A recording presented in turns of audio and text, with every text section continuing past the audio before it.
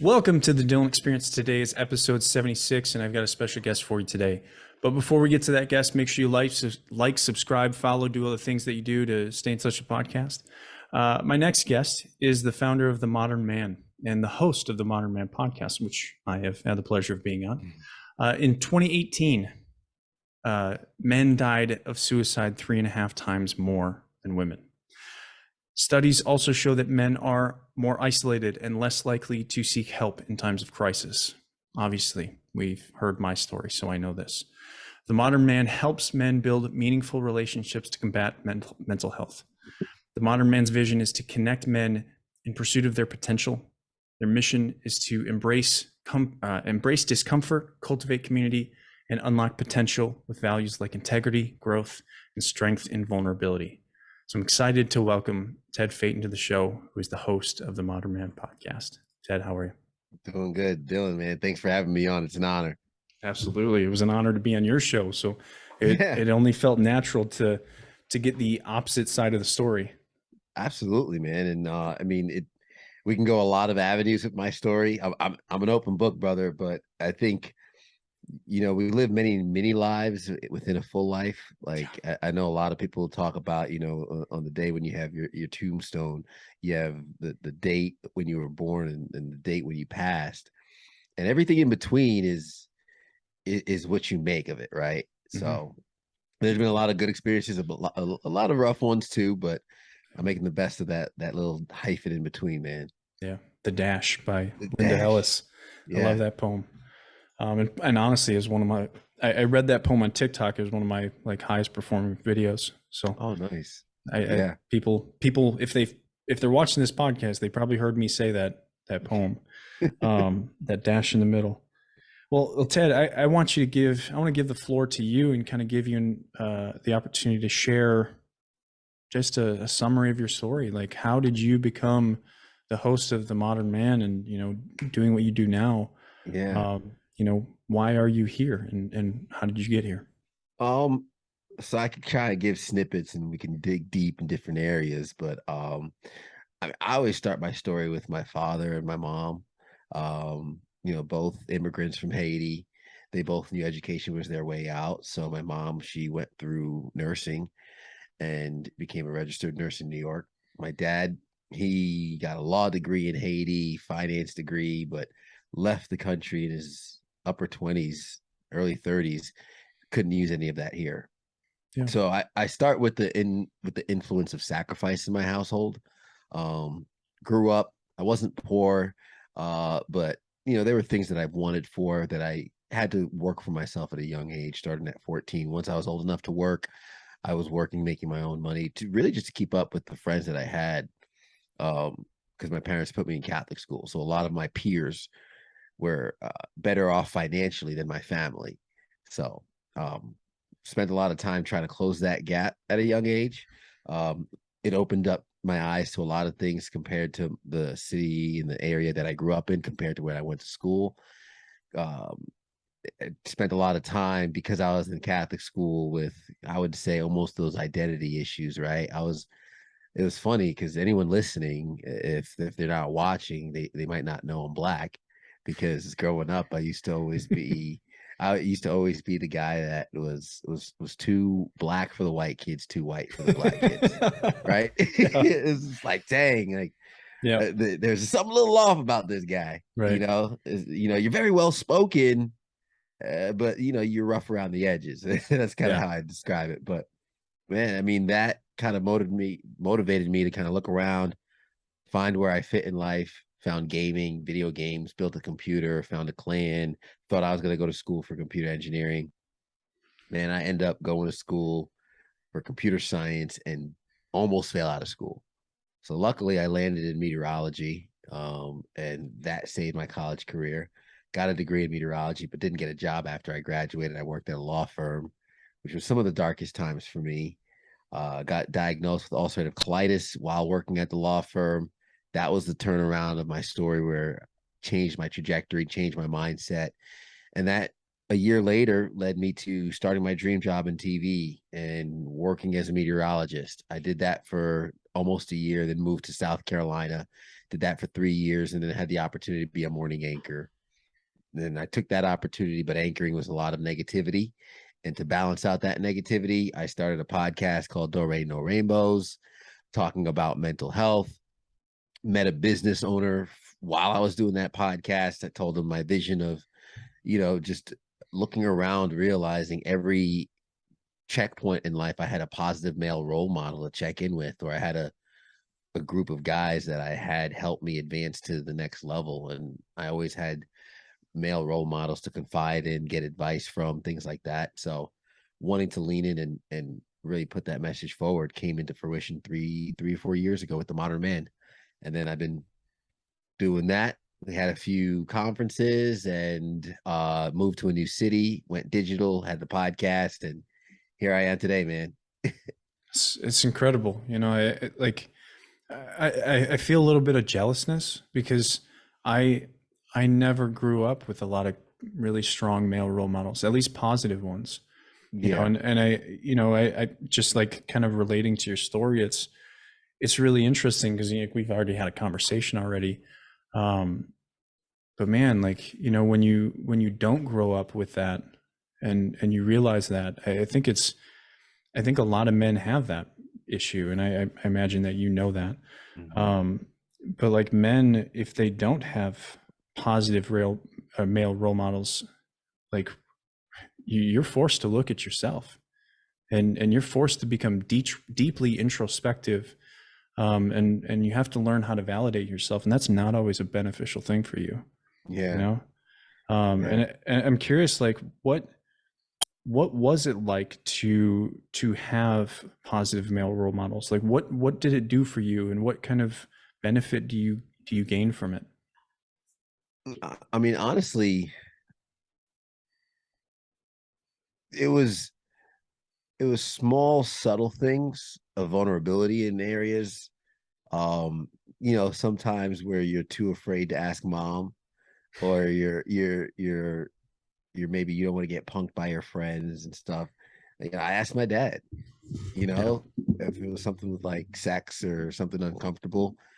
I was able to ask my dad, and I remember my dad was very matter of fact about things and very like nonchalant. But his reaction would always gauge how I felt about it. And it's interesting because I understand, and that's kind of what the thought process with Modern Man was. I was so lucky to have some of those instances where I was able to confide in my dad. There are also things too, though, that my dad doesn't know. Yeah. There are also things that I had to navigate when I disagreed with my dad in certain areas.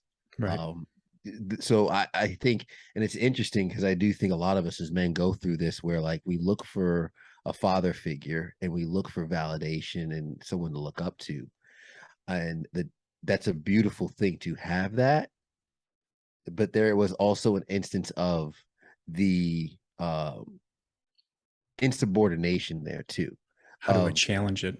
yeah, like Right. I have a lot of values, a lot of fundamental beliefs that I got from my family and from my parents and from my father. There are also things about me that I've picked up along the way on my own that my Hmm. parents might not prescribe to, agree with, whether it be, I mean, we grew up in a different country and in a different time. Right. So there's one case in point I could think of is, working in TV. You know, my dad loves me to death, but he'll literally text me one morning. He's like, "Don't ever wear that again. That's a clown suit." And it'll be something. It would be something, Dylan, as subtle as like my pocket square matched my tie. Like he's old school. Like you should have a white pocket square, white shirt, nothing else, brother. A solid tie. I don't. And your suits need to be gray, black, or brown. Nothing. No polka dots. Yeah. Nothing.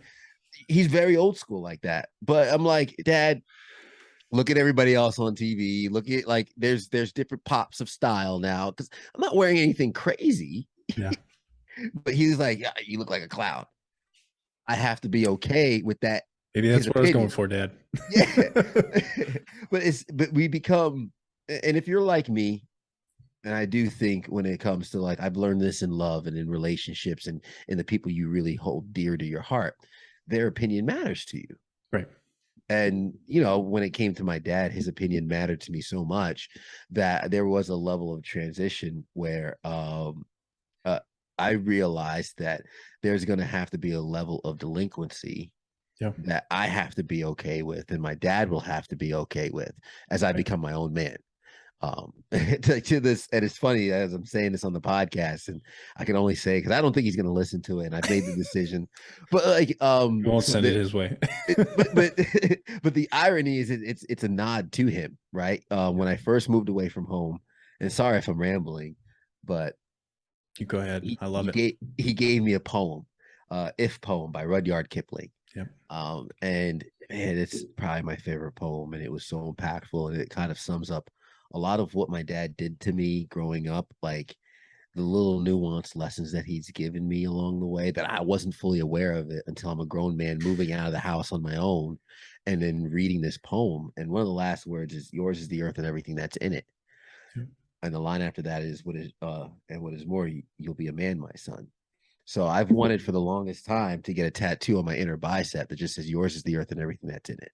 Yeah. And it's just kind of that reminder of, not necessarily as an ownership, like I own this world, but also the responsibility thing, responsibility for your home, responsibility for your community, your surroundings, and the world that you live in, and responsibility for the morals and the values that in which you set for yourself and your family and living to that. That all encompassed in that, but I haven't gotten a tattoo in the longest time because I know my parents' disapproval for tattoos. So I, I think there's this. I think men often kind of imply uh, this very definitive obedience in Mhm, society. Like men are much better at making people obedient, right? Whether it's physical, emotional, or whatever. Not necessarily control, but like there's an implication that when men step forward, we're here to make people obedient to or subservient to the culture or to um, the vision or the value or the requirements of society. Um, whereas, and not to say that women don't do that, but women have this kind of this differing of opinions. mhm, And I think like if you maybe look in literature and especially like the Bible, there's this counterbalance of Adam and Eve, right? Like Eve is kind of the snake is the kind of the testament to testing men to be disobedient. mhm, And I think I don't know the Bible that well, but I think there's this balance that has to be struck between obedience and disobedience, where mhm, you know like we can look at that and say being disobedient is a bad thing, right? And that's I think what has historically kind of been touted as the ideal. um, but right now especially, right, and maybe it's not a good thing but it's benefiting certain people and certain groups, right? Disobedience is a powerful place to stand right now, especially with social media and especially with like things like podcasts and being able to voice things, right? And we talked mhm. about this on your podcast, right? Like the 1960s and the civil rights movement, really that disobedience gave you the opportunity to speak, Yeah. right? In culture. And that's a profound and powerful thing to have your voice be heard. Whereas like before that, it would have been just mine, right? Mhm. You wouldn't have had the opportunity, and that's just not fair, right? And so Yes. like it's remarkable that we look at that and we're like, we've historically been taught that obedience is important, Mhm. but we've never, I think only recently have we opened up the conversation to say, but disobedience has a place. And never is that more apparent than I think sons in their 20s and 30s, Yeah. right, and 40s, that they're looking up to their fathers and saying, yeah, dad, I'm going to do it differently, Yeah. you know I'm gonna switch it up here. Yeah, I or might get switch a it up there. tattoo. What? Yeah, wait. So I guess it's a bad time to tell my parents I decided to get a tattoo. But Well, keep in mind you got until this is coming out in February, so you got some time. I might already have it by then. Yeah. But Just plan for it. yeah. But you're so right in the disobedience because and honestly though that's where the love comes into play Yeah. because I mean there's the disobedience and there's the also um the understanding, right? And that's why I do think like it's so important to have some of this balance because the thought process behind the understanding of when I went skydiving, which I've done twice, the first time I did it, my mom did not know, but I remember telling my dad, who wholeheartedly disagreed with me skydiving, wholeheartedly, Yep.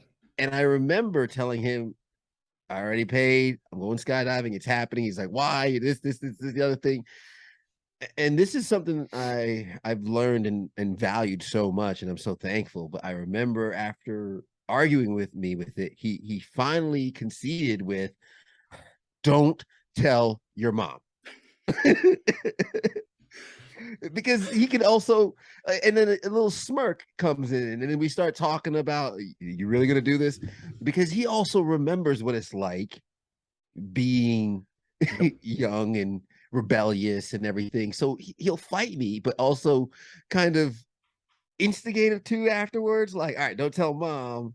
Yeah. And what time are you going? I'm gonna make sure mom's by the phone. So like I called my mom after skydiving, and I remember I remember calling. My dad was next to her on the bed, and I was like, "Hey, mom, I got good news and bad news." She's like, what's going on?" I said, "Well, mom, the bad news is I just jumped out of a plane." She's, "What? What?" I was like, "Calm down. I'm calling you safely from the ground, so you can't freak out anymore." That's the good news. That's the good news. I'm still alive. But like, so I do think that rebellion is important. When I say that rebellion, it's also because, man, as I'm getting older, and I'll just be 100% honest, real, and transparent. The world becomes a scarier place the more I know. Yeah. And when I say that, it's also I'm learning more. And as I'm learning more, I'm aware of more threats. And I'm not becoming pessimistic. I'm very optimistic, loving, and caring and understanding of the world. But I'm also more and more aware of some of the things that I don't agree with. Yeah. I'm more and more aware of some of the things that I'd like to protect myself from, Yeah. my family from. And because I'm becoming more aware of that, I also understand that obedience doesn't always mean right. Right. Obedience doesn't always mean moral.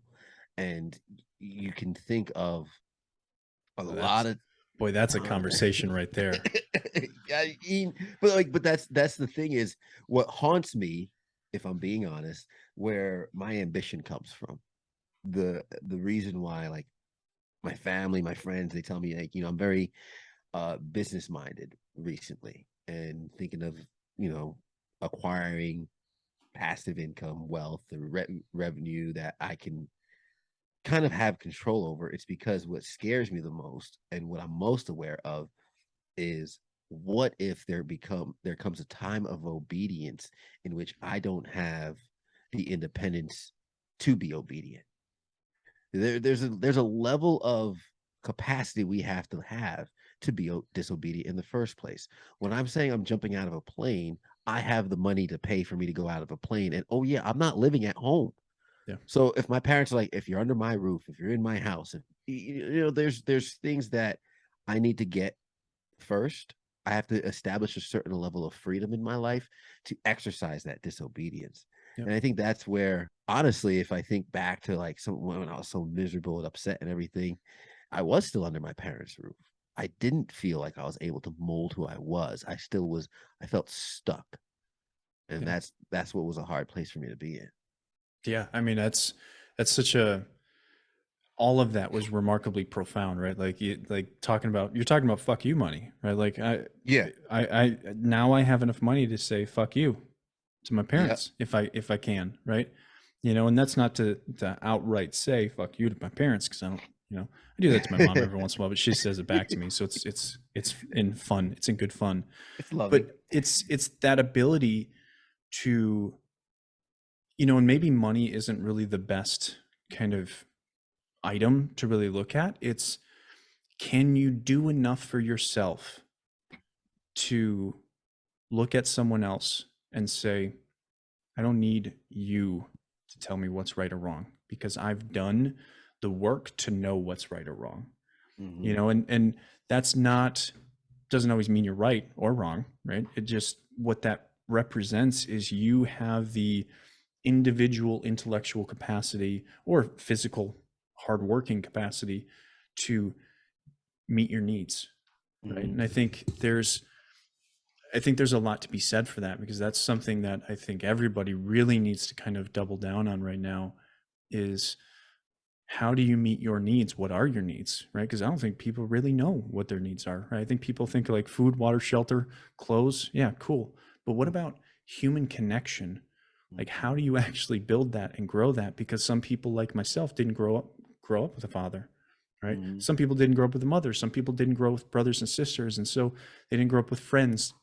And so, like, stepping into this social capacity to say, uh, how do I connect with another human being, right? Everybody else in my friends group is in a relationship, but I don't know how to even make one, right? Yeah.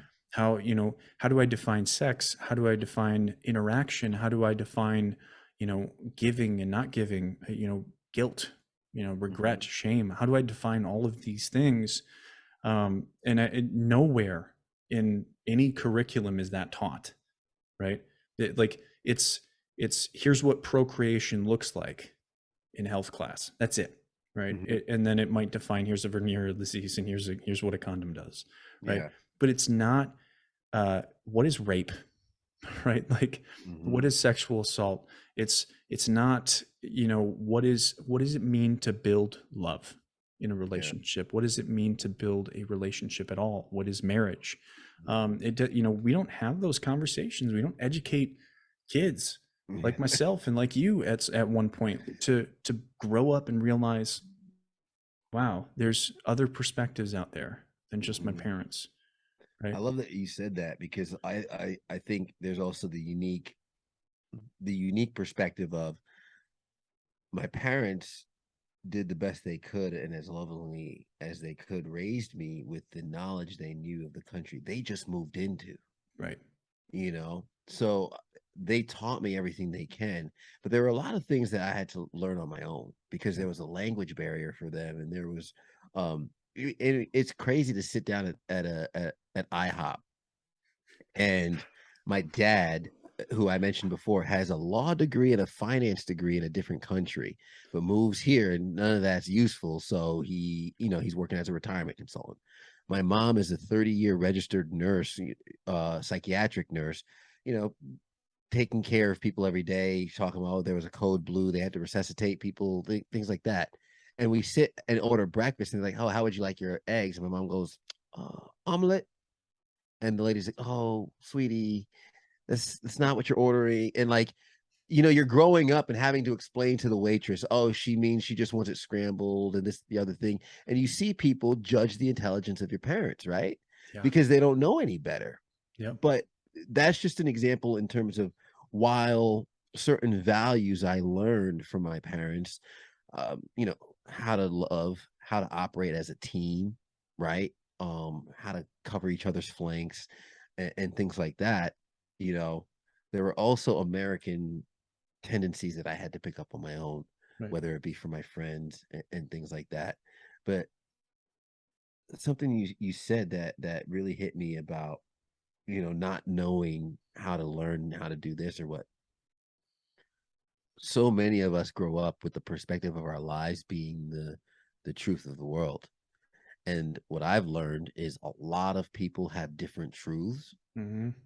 and that's okay as long as you're not impeding on the other truths around you, right? Like, it's one of those things where when I talk about how I view the world and what I think as good, right, and wrong or whatnot, that's all subject to my experiences. And you mentioned doing the work of all that.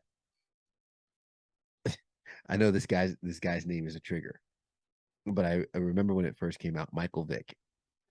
I I love Michael Vick's story. So the fact of the matter is, when it first came out about the dog fighting stuff, Yeah. I remember, and I got so much flack for this, saying this to my friends, but Hmm. I was like, can we consider for a second my man's upbringing? Yeah. Right. Like, it's so hard for people to fathom the fact of the matter is he didn't grow up in a world where this was not okay. Right. Now we can all agree it's not okay, but we're discussing the fact of, was he taught it was not okay? Because that's a completely different thing, you know? And unfortunately, there are people who live in a world where some things the general public will deem is not okay is just Tuesday for them. Yeah. And when we I understand those experiences are taboo, and it's not. I'm not saying that he didn't deserve to serve time. No, but the thing about it is, it's from my understanding, at all accounts, from what I've seen, is the man served his time and he's trying to make up for it. Right. Yeah. If I find out the way I've been living, the way I have been, something I tweeted 5 years ago was wrong, I would hope for the opportunity to acknowledge the mistake, apologize for it, and try to make it right Yeah. as best as I can. But that's where the learning, the adapting, and understanding of, I don't know it all comes into play.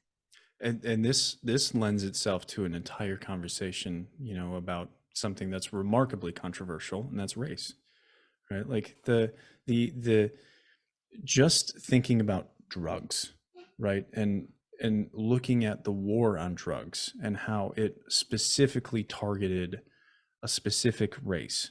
And whether that was intentional or not, it happened, right? And now at this point, we're in 2022 and we're looking at the very thing that caused so many people to be put into, institutions and prison is now being legalized. Mm-hmm. And I like a government is not a person, but at the same time, when we look at what happened to an entire culture, right, there's a big fucking problem there, Mm-hmm. right? Because that didn't happen to my family because we didn't grow up with that, but it happened to you know a number, however many number of black fathers, right, and mothers, but like specifically black men, and Yeah. that's like it lends itself to how we have a conversation, right? Media led us to narrate these things and how they were deemed, whether they were deemed right or wrong, Mm-hmm. but we never had a realistic and diverse discussion from all ends of every culture, right? It was, in the 80s and 90s, it was a bunch of white people talking about how, marijuana is a gateway drug. Mm-hmm. Yeah, good luck. How about trauma is a gateway drug? And that's the Yeah. fucking problem that we didn't know how to talk about back then. Yeah. But now, like, we're sitting here, and the residual effects of the war on drugs is now being played out in the media all over again, but it's race, right? Mm-hmm. And it's Black Lives Matter versus conservatives, or Democrats versus conservatives, or this or that, and it's this battle that has not changed all that much, because we don't know how to have a fucking conversation about this stuff. We don't know how to look at, Ted, what's your version of right and wrong here? And let Mm-hmm. me express what my version of right and wrong here, and then let's challenge each other, right? Yeah. Like that, we don't do that in the media. We say, here's my line, you're wrong, right? Mm-hmm. And then here's my line, you're wrong. And it's just not like that's why I think podcasts like these are coming to be more popular, is Mm-hmm. because people are listening to just regular people having conversations and respecting each other. It's Yeah. remarkable. It's a what you said there, I think, is so true, because I've been talking a lot in length recently about the people's inability to sit in opposing views and ideas. And it's so hard for people to do nowadays, Yeah. because and a great documentary I recommend, if someone hasn't seen it, The Social Dilemma. Yeah. Oh yeah. And I mean, the reality of it is, You want a real eye opener for anybody who lives with their spouse? Get your spouse's phone. Shouldn't be a problem. Shouldn't If be. that's it shouldn't be a problem. If that's a problem, there's something else we need to talk about. But Yeah. grab your spouse's phone, open up the social media app, whether it's Facebook, whatever, and scroll through their feed. This I say that not to be snooping on your partner. I mean, my wife could pick up my phone, scroll through my Instagram, whatever. But literally, I was on my wife's phone, opened up Instagram for something to show her, and I just started scrolling through her feed, and it was drastically different than Yep. mine. And you have to understand, we have the same zip code, we live in the same apartment, we sleep in the same bed, but in all intents and purposes, our exposure to the world is completely different. Yep. And It's if echo we chambers, correct, right? and if we don't focus and acknowledge our connection in the real world, we could end up living in the same zip code, same apartment, sleeping in the same bed, and then end up having a completely different experience and a completely different perspective of the world, and we grow apart. That's how so many intimate relationships grow apart. And And I wanna add, if you don't mind me mhm, interrupting, like how important it is to also recognize this in connection to trauma. Because I'm a mental health coach, so I'm always kind of going back to like the foundation of where I think mental health goes awry. okay. Trauma. This idea of echo chambers, right? It's the idea where your voice is the only thing that you hear, or this voice is the only thing that you hear, and you can't hear other voices. You're not allowed to, you don't give yourself the option to. Well, let's talk about trauma. Trauma is this disturbing or like just absolutely terrible event that comes into your life and says your body is overwhelmed. And Mhm, what that does is it automatically shifts your perspective from feeling safety to feeling threatened constantly, right? And how that trauma is processed determines whether you actually shift that perspective back to safety or not. Now, if you don't process it, which is often the case, uh, people will stay in this threatened mode. And then, so when you get in this echo chamber, that then becomes this conscious kind of redevelopment of what you're looking at. That can keep you there. That can be a part of the mhm, process that keeps you there, right? This mhm. is this is like the fear mentality of media has done this for decades now. Yeah. And so I really advocate for people to recognize their trauma and then look at it deeply, not to side with the right people to vote for this or that, but to recognize what are you actually listening to? What are you consuming? Because your diet, which is what we're talking about here, your social Mhm, media diet, your media diet, your eyeball diet, and your ear diet is just as important as what you put in your stomach, mhm. because Absolutely. that diet of guilt and shame and regret can lead you to suicide, right? And this is and we can continue onto that conversation, but like that's the the the real dilemma here is if you don't know how to listen to other people, Mhm. you have a huge obstacle in front of you. Yeah. And I cannot, as a man, that was one of my biggest problems, and it's the reason that I almost ended my life is that I never gave myself the opportunity to talk to someone else to then hear what I was bad at, Mm, and that was mhm. a big mistake, and it nearly killed me. Yeah. You know? Yeah. I mean, it I could say for me, what I had to work on a lot, and a lot of times we realize this in intimate relationships is identifying my flaws and my sensitivity to those flaws. Yeah. Um, you're right. When you have social media, when you have whether you you find vices, I think that will reaffirm the identity in which you believe. So when I would be on social media, I remember when my social media looked like a whole bunch of bodybuilders and fitness chicks. Yep. And that was, what I was leaning in towards and just trying to manifest that being my reality. But the imperfections I was defensive to. Mhm. The imperfections made me feel unsafe, and part of that was, you know, my issues with setting boundaries with relationships, my issues with self-validation and self-talk. But the ability to hear opposing beliefs, I would get so defensive right away. And especially, most of us are logical people to the point where we can convince ourselves of a reality Yep. we don't even agree with, right? We can convince ourselves of a reality we don't even agree with. Yep. And we're so good at that. And when we get challenged on that, we fight for our lives to hold on to it because we're comfortable there. Ironically, we're comfortable there. For me, it was a comfort I didn't want to let go of. This is my identity, and this is, for example, when I was at home and I was eating fast food multiple times a week. And I was living with my parents. They're cooking a full course meal for me, a well balanced meal. This is before I ended up in the hospital with my autoimmune disease, which was pretty much because of my diet. I was doing this to myself. My reality was I was miserable coming home from work. And because I was miserable coming home from work, the only thing that I felt like eating was fast food, was these chicken nuggets, fries, sweet tea. That's the only thing I felt like eating.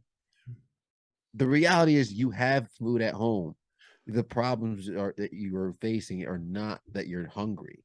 I want to ask you something because I want to see if you recognize this. Did you did you eat your fast food alone? Yeah, I think that's interesting because, and I don't know if you've ever noticed that, but I didn't. could you have grabbed your fast food because you didn't want to eat with your family to then represent your feelings or your emotions of your situation? I would think so. Yeah. I I didn't think, want to talk about it.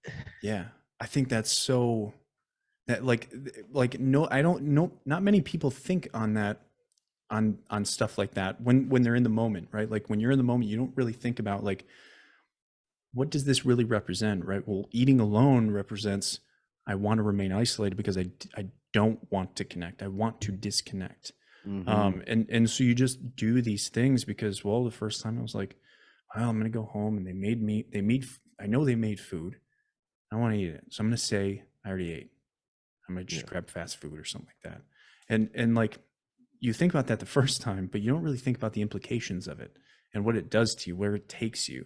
Mm-hmm. But that's what I do, right? Those are the things that I look at and I notice. And what we don't realize is that behavior manifests itself beyond just that moment, right? Because if you do it early on, right, let's say 10 to 18, Mm-hmm. that manifests itself in different places, right? So Mm-hmm. if you start eating fast food because you want to isolate, that probably, and you did that in your 20s, that probably came from doing that in a different time of your life earlier, Hmm. right? There was probably a moment where you were like, I do not want my parents' feedback because it's going to challenge me, it's going to upset me, it's going to be a problem for me. And so instead of telling them I did something wrong or telling them I feel upset because I know what their response is going to be, I'm going to isolate myself. I'm not going Mm-hmm. to tell them that. And that's where like parents then look at their kids and they're like, you're a liar, right? Or why aren't you talking to me? And they don't realize, I think often, and I make this mistake, I think every parent makes this mistake, is that your children are assuming your answers because Mm-hmm. you've been repetitive with them Yeah. and you're causing them stress, right? And that's not necessarily always a bad thing, but it is something to really pay attention to if you want to really connect with a child. You lose out on that sometimes. Yeah. I mean, you're so right, because my parents had high standards and they held me to high standards. And it did get to a point where didn't want to talk about it, didn't want to Yeah. didn't want to face it, didn't want to have to even discuss it. And I mean, and some of it too was my parents trying to make me okay with the situation. Yeah. At one point I was working at a law firm, and it wasn't for me. It wasn't a bad place to work. It just wasn't for me. Yeah. And I was just also in a bad place. But the opportunity came to shadow an attorney and go to law school and work at the law firm. And my parents were like, "This is it. This is it. This is it." And for anyone that knows, the children of immigrants, like the only three choices you have in life to Yep. be successful is doctor, lawyer, or failure. Those are the only three choices. So I knew the first two. I was like, what's the third one? yeah, Failure. yeah, like you have three choices in life. You can be a doctor, you can be a lawyer, you can be a failure. Which one is it gonna be?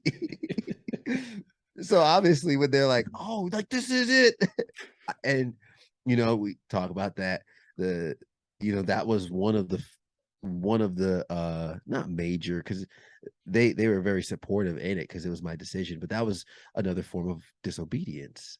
Was both of my parents like, "This is the perfect ticket for you. This is what you need. This is what you got to do," and I just wasn't ready and I didn't want to do it. So then they would try and make light of the situation, like, "Hey, it's okay. You're 23 years old. It's okay to be at home with your parents anyway." And I didn't want to hear that either. you know I didn't want them to I didn't want to hear anything like, "Hey, get off your butt," and figure out what you're trying to do with your life. Yeah. But I also didn't want to hear, "Hey, it's okay, you have time." I Yeah. just let me be. I avoided the good and the bad. Yeah. and and And that's, then I think some people don't give credit to that, is that sometimes nothing can be said. yeah. I recently had a meeting that I was like, it was bad news, right? From the beginning. And that bad news was not going to change, right? Like nothing that I said was going to impact how that bad news was taken, right? Like this person is going through something that's remarkably difficult. Um, and it's only going to get worse before it gets better. Uh, and I honestly, I realized by the end of it, I'm just like there's nothing I can say, right? He's not going to end his life, right? That's good news, right? Hmm. And so anything I say from this point on, like I just have to let it be, right? And at the end of it, I just said, take care of yourself the best you can, right? Hmm. Through all this, just take care of yourself. And is it something that he wanted to hear? Maybe, maybe not, right? But sometimes there's nothing that can be said that will change the perspective of a person. Um, and that's why I think social media is actually quite beneficial, is because I imagine at some point you pulled up Instagram or you pulled up TikTok or you pulled up Facebook and you went there Yeah. and someone on that goddamn social media app said something to you that said, man, you know what I could do? I could do that, right? Yeah. Right? How interesting is that? Like this remarkable projection of beneficial information comes from social media, right? Hmm. Where if you put it out there, someone somewhere is going to look at it and say, right, I can do that. Hmm. I can do that. I can live, right? Like that's what my message is Yeah. continue to fucking live, right? And so people look at that and say, I can do, if he can do it, I can do it, right? And that's the goal. It's like, because if I can do it, because I've been through some Hmm. shit, right? And I'm not that cool, I'm not that good, I'm just a dude, right?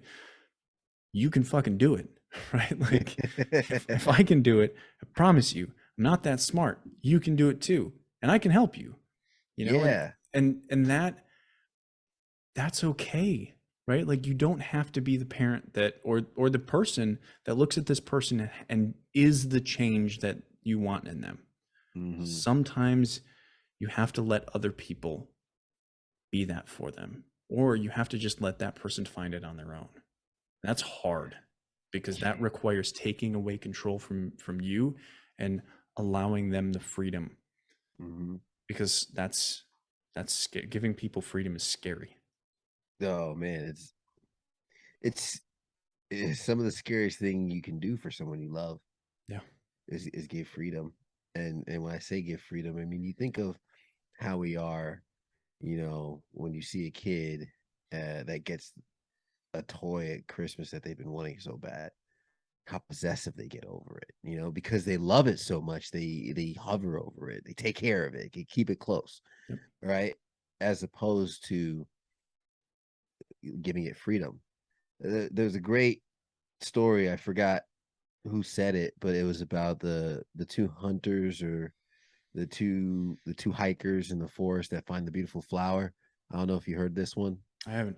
There's a wise, I believe they're hunters, but there's a wise hunter and a young hunter, and the young hunter finds the most beautiful flower in the forest, falls in love immediately, decides to put it in the pot, brings it home, gives it amazing light, waters it, cherishes it, takes care of it, and it has a pretty good few weeks, and then the flower dies. And he ends up spending the rest of his time mourning the beauty of the flower and the rest of his life looking for another flower as beautiful. Wise farmer hunter finds the most beautiful flower in the forest. Well, what he does is he remembers where it was. He comes back. He trims the trees around it. He fertilizes the soil around it, but he leaves it where it is, leaves it as it is, and just lets it grow and enjoys some wonderful years with this beautiful flower. It just comes and checks on it and continues to nourish it in its environment. And I think what a lot of times what we do is when we love something so much, we try and not necessarily just control it, but we hover over it. We smother it. We remove it from the environment that sometimes made it so beautiful in the first place. Yeah. And we try so hard where I mean sometimes it's the natural process that person goes through, right? They said just when the caterpillar thought its life ended, it turned into a butterfly. Yeah. Sometimes we have periods of darkness. We have our cocoon, and the unfortunate thing is, the catalyst can come in a lot of different ways. For me, it was a hospital bed when I had ulcerative colitis, and I blamed everything on the world. And the doctor looked at me. He's like, "What's your diet like? What have you been eating, bro? Like, your large intestine can't handle this, you know." And I'm literally the doctor tells me your diet's important while my parents are standing right next to me, and I'm just like, well, yeah, maybe I could have eaten better. And the doctor's like, okay, what do you think's gonna happen? You know, but Yeah. that's a mirror, and for me, my cocoon was, I mean, the hospital in the middle of the night where there's someone across the hall screaming, uh, morphine, which is terrible. I'm not a fan of morphine, but I was on a morphine hit every 3 hours, but I was getting cramps in my stomach, so I couldn't sleep at night. The morphine would relieve the pain, but then I hear my heart beating in my ears because I have earplugs, so I don't hear the guy screaming down the hall, and Yeah. it's just all this eerie setup, and there's nothing but silence and quiet, and then myself. You start thinking, you start hearing yourself for the very first time. You start having conversations like, let's say, you went ahead and had the habits that you had. Whose fault is this really? You Yeah. know, how long are we going to be here? Like that was like how long are we going to be here? And then and this was just my ambition, and I don't know why, but there was one thing I said one night over and over again, and I'm sitting there, and it was I didn't want to take the morphine because I wanted to fall asleep, and I'm just going to eat the pain. And I remember just thinking to myself, like, if I can get through this, I can get through anything. If I can get through this, I can get through anything. If I can get through this, I can get through anything. If I can get through this, like, it's just like you're just in a point of just like, man, just let me get through the night. Let me get through the night. Let me get through Yeah. the night. You know, and those unfortunately that was the area I had to be to wake up and realize, okay, crap, maybe where you work isn't that daunting.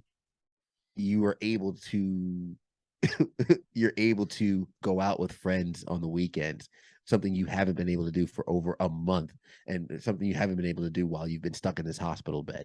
Like, I'm sitting in the hospital bed, and the nurse is like, today's goal is keep some soft food down, right? Yeah. I'm sitting like, man, I can't wait to have some of my mom's crappy food again. I love my mom's cooking. It was not crappy food, but I remember in the mindset, I was like, I don't want that food. Yeah. In the hospital, I was like, man, I want that food. Yeah. It's remarkable that like you changed your perspective, which had kind of these implications of taking away stress from the environment, Yeah. where like you looked at your job before it was stressful, and it imparted stress upon you. After you look at it and you say, it's not that bad, right? And all you Yeah. did was you changed how you viewed the object in question. And that's I'm a mental health coach. That's what I do, right? Like that, half of my job is not to, you know, fix you. It's to take your perspective and shift the light on the object, Mm-hmm. and make you look at the correct side of it that shows you this is how you can view this object and create a narrative that represents something beneficial to you. Because there's when you talk about trauma, which obviously you went through, there's a physical experience and there's a cognitive experience, and both are remarkably different because with your physical experience, your body has these subconscious responses to things, and when you consciously recognize those for the first time, you actually connect those two, right? You connect the physical and the cognitive experience. But with trauma, what often represents itself is this disconnection. The physical experience is what I'm feeling, but I don't know how to talk about it. Mm-hmm. So all I do is feel it, and I hide it from people, and that's disconnecting your cognitive experience. And what realistically people that I think are successful when they're overcoming trauma is when you can connect the physical and the cognitive experience, when you can talk about it openly, whether it's in front of social media or not doesn't matter, right? If it's in front of a big group of people, that's not the point. It's, can you even talk about it? Can you Mm-hmm. express it? Can you openly feel it in some ways, right? Can you actually represent feelings from it? uh, Versus I feel like I have to hide this, right? My body feels something, but I can't feel it in front of people, right? Mm-hmm. I can't feel it, and that becomes very disconnecting experience, and you're losing. That's where I think people look at the mind and the body as two separate things, even though they're not, right? It's we manufacture this separation. Mm-hmm. They're not separated. The mind and the body, same. They're in the same thing. They're the same thing, right? The nervous central, the central nervous system goes throughout the entire body. That means you Yeah. basically have an entire brain throughout your body, Mm-hmm. right? It's attached. So you can't say that they're separated anymore unless you manufacture that separation and say, my body's doing something that I don't know what the fuck it's doing. Mm-hmm. It's you're not paying attention to the cues. You're not expressing yourself, right? You're disconnecting from the emotions and the feelings, and that's why you're literally disconnecting from the central nervous system, Mm-hmm. because your body's telling you stuff and you're not listening or observing or feeling, right? And that's where things go wrong, right? That's Yeah. where the body starts to literally kill itself, right? Yeah. And then autoimmune disorders become rampant, and cancers, and these remarkably degenerative things that we don't know how to explain yet. Well, there's a lot of hints towards stress and how we Yeah. manage it, and it's remarkable. If I know there are people, I've said this before, but When the Body Says No by Gabor Mate, fantastic book, and it's something that I think will be the future of medicine, when we start actually understanding I think it's the subtitle is The Hidden Cost of Stress. Mm-hmm. Remarkable book, and very fascinating. I think the thing we don't do enough is stop and check on ourselves. And it's something I do a lot more now Yeah. because of that experience. I mean, when the body says no, I haven't read that book. I'm actually writing that down now, but it makes me think of soccer.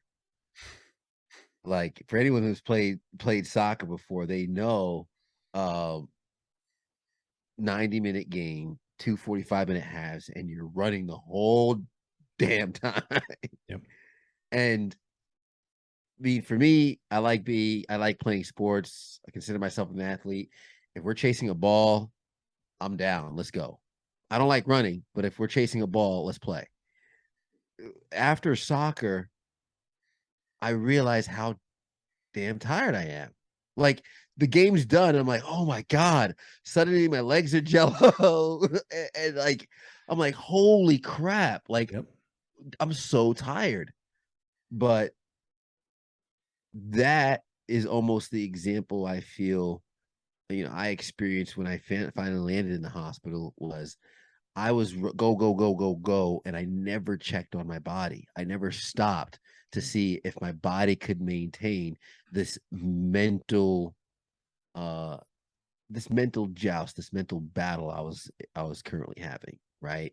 I was in that process where I mean, and all in case in points, I was happy go lucky. I was the life of the party. I wrote about this a while ago, where like I was I was literally going to the city and partying with friends and splitting on a table. I remember going to a casino with friends, and we had a cabana by this pool, and like living it up by all accounts on the outside looking in.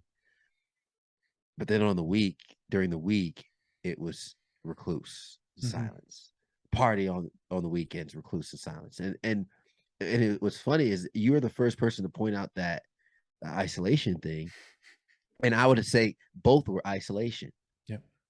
Both were isolation. Like me going out on the weekends partying, it was a facade, Yep. but it was isolation disguised as relationship, because the music was too loud to talk anyway.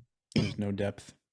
Yeah, Yep. it was just like, hey, let's eat, let's meet up, eat, talk about what music the DJ is gonna play tonight, who's coming, and who you're talking to, and what lady's number you're trying to get, and then we're gonna go out, we're drinking, and then wake up tomorrow morning feeling like crap, grab a breakfast sandwich, go home, recover, and then work all week, and we'll do it again next weekend.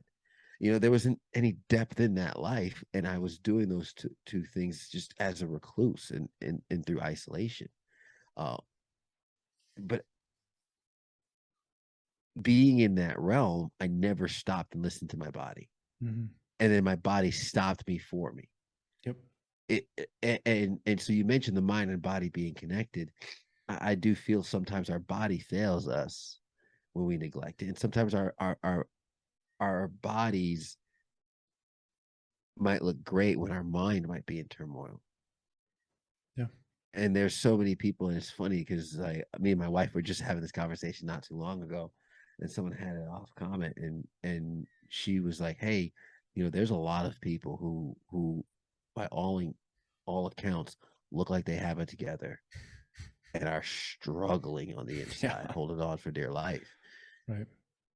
you know and oh, they're physically fit, they have a nice body, nice job, car, and everything, yeah, but their mind is in turmoil, Hmm. right? Like it's hold on, like And some of them don't it's even know it. that is true, because they're still in go go go mode, maybe, or Yep. or maybe they're I will say this: when I was in that hospital and I was quiet and I was silent and I was able to hear myself, and those, you can't escape the thoughts. You face them, and you start processing. Okay, where are you in life? And it was one of those things where I was such a visionary, and I was so focused on where I wanted to go in life. I never once fully embraced and acknowledged, Dylan, where I was. Never. Hmm. It was always, I want to be this. I want to get a job on TV. I want to do this is where I want to go. But imagine sitting in a car with a GPS system, typing in the address, and it doesn't know where you are. It's gonna be like, we don't know your location. If we don't know your location, we can't get you to the destination, bro. We can't do it. Yep. So I didn't put the destination that I was in. I just focused on where I wanted to go. But when I was in the hospital, the reason leaving and coming home, I wholeheartedly believe the grass was greener, the sky was bluer, the clouds popped whiter. It was the same road I drove my whole childhood from that hospital going home. But everything looked different because I don't want to say I had a plan, but like for the first time, there was a path I felt I could follow, right? There was a step from, okay, where you are. The irony of where I was deeper was the way out. Like getting home out of the hospital, one of the first things I did when I started going back to work was like, hey, I've been working here for 3 years. in the back of my head, I'm like, I know I don't like it here, but I'm going there. I've been working here for 3 years. I'd love an employee evaluation. I'm always here on time. I'm always doing my job. Maybe that can give me a raise. 3 months later, $5,000 raise. Great. I was in a relationship with my ex. Wasn't going well, and I remember having that conversation. One of the hardest things I had to do was listen. There are things in this relationship that need work, and I'm happy to work on that with you. But while we butt heads, I can't rely on somebody else for the work that I got to do right now. There are certain things I want to solve in my life, and I know I can focus and commit 100% to that. And I can't focus on this relationship while doing those things. So I love you. I hope this could be rekindled, but I need to do some work. After ending that relationship, I was able to move into a basement apartment and pay the rent there. And then while I lived by myself, I got out of my parents' house. That was one thing that was making me miserable. So I was living by myself. I was making more money, and then I just started applying like crazy. And then I remember one day at lunch, my supervisor was like, "Whatever happened to that weather gig you were trying to get?" And my phone rang, and it was the first phone interview to what ended up being my first TV job. And that all conspired in the 12 months after I got out of the hospital. But I remember when I lost 30 pounds in that 1 month, and the doctor says, "Oh, take it slow and physical fitness and stuff and whatnot." I was like, "Yeah, okay, doc, I got you." And I was responsible. But a month and a half later, I was on top of a mountain snowboarding again because I realized where I was and embraced it. And I decided, like, I got to take a step. I got to take a step. And that was the difference, I would say, for me. Before the hospital, I was where I was, right? I was looking around, blaming the world and then feeling stuck, right? I Mm. couldn't get a job anywhere. Yeah, I'm trying to apply. I'm trying to apply. I couldn't get a job anywhere. I couldn't get out of my parents. I couldn't. That was always my thought, my feeling, and my answer. Why don't you? I can't. In the hospital, because I realized that I put myself there with my diet and my habits and drinking and all that, I was like, man, okay, if I got myself here, like if I'm like the doctor should have told me, like, bro, you're the reason you're in here. Yeah. Like, quite frankly, okay, I fucked up bad, but I th- I th- I think I can come back from this. Yeah. That was the first time I was like, I can come back from this. And and a year later, I picked up that plaque, which was the name of that first podcast. I said, "No rain, no rainbows." Was, I went through a storm, and I felt like I was just coming out on the other side, and that became my life motto, man. No rain, no rainbows, because you know, looking back, the the the fortitude that gave me, the fortitude that experience gave me, man, like I'm thankful for that. I'm thankful for the strength that I have on the other side. I wouldn't want to go through it again. Right. I'm happy it's back there. But like you mentioned with that trauma, how something might have happened that we hide and we don't share, we don't feel comfortable. Like that has given me confidence on talking on more things that I would hide.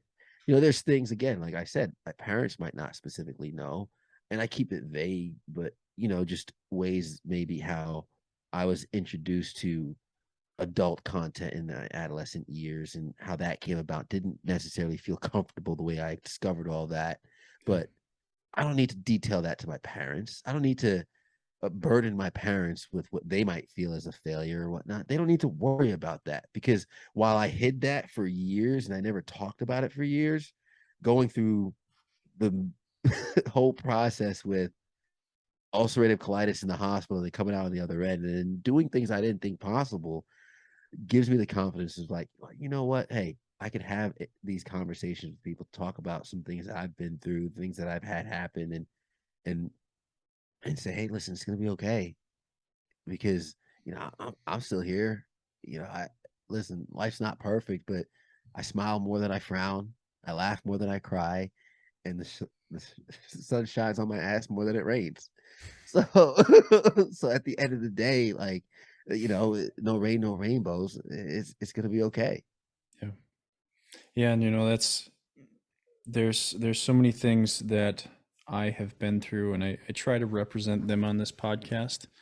Um, that like I'm a mental health coach, but I still struggle. right? Like I still have my issues, right? Like I lost I lost my grandpa last year while I was in sniper school. I lost my Sorry, man. one of my soldiers to a firearms accident, and then we lost 4 soldiers before him to suicide. So our battalion took a big hit last, 2020 and 2021. And then my wife and I went through 3 miscarriages to finally have our baby. Um, like I don't, I'm not going to hide that shit because that's not beneficial for anyone. Like I'm going to talk about it because what what got me in trouble to the point of almost putting a bullet through my brain bucket was not having the conversation, was not approaching it, right? And I've used this podcast really as a place to have hard conversation. That's really where I've like narrowed in who I am, right? I could look at myself and I could say I'm an author, I'm a mental health coach, I'm a soldier, I'm a sniper, I'm all this, but what I really am is a person that knows and intimately knows how to have hard conversations with people Hmm. and bring them up with regard for their, like, the person they are, the humanity that is left within them. So even if you are a person that has done wrong, I can still have a conversation with you and learn from you, right? And even if I disagree with it, I force myself to continue to have those conversations, and even if it's hard for me, even if it's triggering for me, because um, I forget, I cried on your podcast, didn't I, in some way? Yeah. Yeah, Yeah. like I don't even know anymore because it's so natural for me to do that. But 10 years ago, yeah, I would have shot myself before I cried in front of anybody, Yeah. feeling anything, right? But now I have the ability to sit in those moments and feel them while I'm also expressing myself, because that's something that I know that my body needs, right? That's that connection where there's the cognitive experience and the physical experience. Well, my physical experience goes a lot better when I know I can express myself. When Yeah. I put myself in situations in which my body feels like it cannot express itself, I fucking hate my life. I know that, right? I've been there. Like, we can talk about the army, we can talk about a lot of different situations in my life, but I know for a fact that when I find myself in a situation in which I cannot physically express the feelings that I have, I am Hmm. not a happy person, right? Hmm. And so the relationships that I build now are representative of that value, of that ability for expression to be necessary, right? And so if you look at me, right, like on your podcast, if you would have looked at me and said, like, get over yourself, I wouldn't have had you on this podcast, right? Like, Yeah. but you represented my value in the mirror, right? And so Appreciate you that. you appreciated it, right? Like you can say appreciate me, but I appreciate you, right? Yeah. Because very few men in my life, up until I started this journey, mirrored that. Very Hmm. few men actually felt, and more so, they didn't feel with me, right? Yeah. And so the times that I did have that opportunity were so rare that I had to learn how to do it myself, but I had to do it by putting a gun to my head. And I don't want that for society. I don't want that for men. I don't want that for anybody, right? Yeah, man. We should be able to have conversations about how do we find the connection between our physical experience and our cognitive experience and learn how to express both without judgment, right? And even if it's crazy, right? Yeah. Like like we think the things that go on inside our head are crazy, but they're normal, right? Like Yeah. there's a normal narrative in there that almost every human probably has felt at one time or the other. Yeah. It's if you don't have the ability to express it, then what I see is it typically becomes obsessive, and we can't have a conversation because you're obsessed with that thing, right? Hmm. For men, it can be porn, it can be alcohol, it can be women, it can be anything, right? For women, one of the biggest things, right? And women are going to be like, oh fuck yeah, that's true. It's your kids, right? Yeah. You are so obsessed with your kids, and there's nothing wrong with that. But sometimes it's because you can't learn to express certain things to certain people, whether it's your kids or your husband or your parents even, right? Because your parents going to look at Yeah. you and say you're doing it wrong, Yeah. right? Like it's so many, there's so many different things that when we don't have the ability to express ourselves, we shut down parts of ourselves, and that is never beneficial. There's like there in no, I think I'm going to hold this for the rest of my life. I may be wrong, so I may kind of come back to this and be like, this is the tweet that I said that I fucked up on. But Yeah.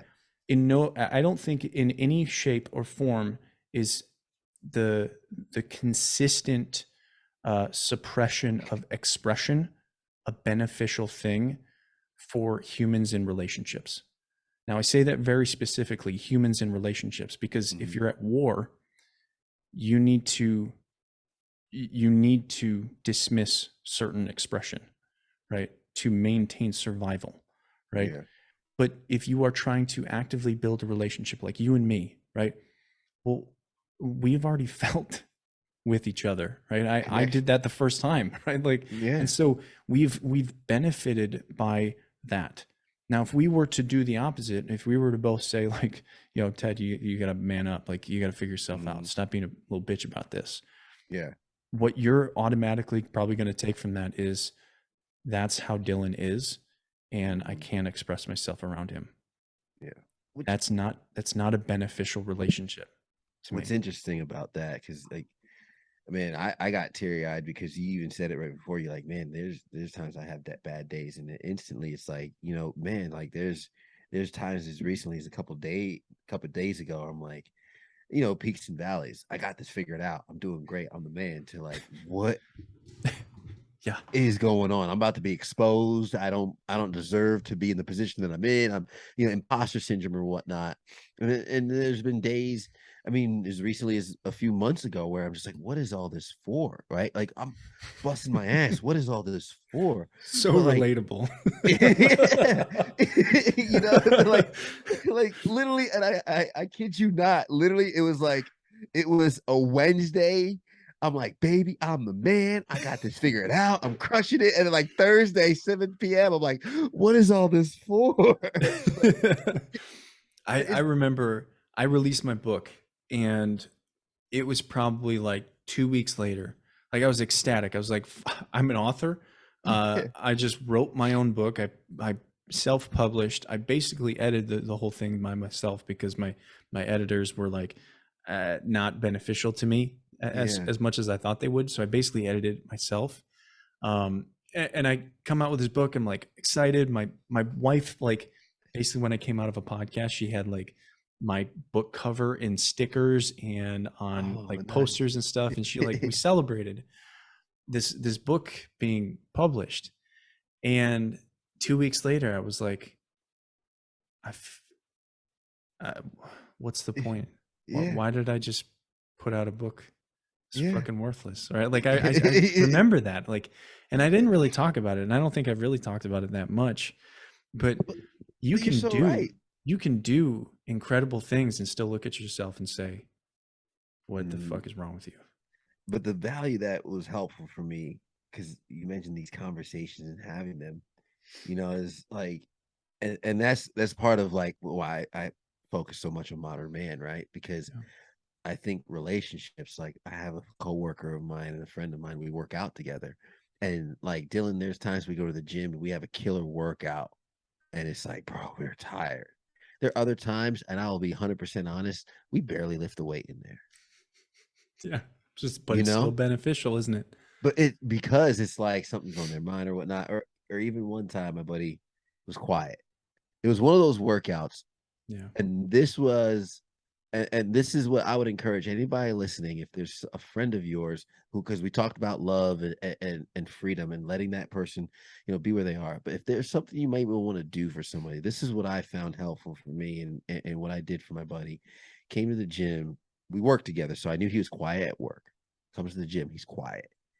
It was just one of those, all right, you're set, workout, workout, workout. Go through the workout. Don't bother anything. At the end of the workout, I grabbed his water bottle, handed it to him. I said, "Hey, are you all right? You sound like it seems like something's on your mind." Just being aware, right, and acknowledging it, and just like, "Hey, You right? Talk to me. And we ended up talking for 30 more minutes after the workout. Let the silence be there. But what I found was comfortable for me is there are times I don't want to talk about it, I want to talk about it. But if somebody just would be with me, Yeah. just let me be there and just be with me and then check on me. All right, let me open up a bit. Because like kind of what you mentioned is like building a relationship with someone, Dylan, where like, you know, I can come to you, I can confide in you, I can tell you I'm having a hard time. And you could be like, listen, man, I understand. I love you, bro. This is not easy, but I'm here with you. I'm in the storm with you. We got this, right? And I could know that wholeheartedly you love me, you have my best interest at heart. And when that relationship is established and when that connection is made, uh, it also gives you the authority to be like, all right, Ted, dust yourself off, get up and take this first step. Like it gives you that authority. It gives you that connection and that We do things for other people. yeah, right. It's like because Yeah. in that instance I don't want to let you down, right? Like it's like okay, you're in the storm with me, Yeah. and if you're like, all right, Ted, we're in this storm, we are getting drenched. Yeah.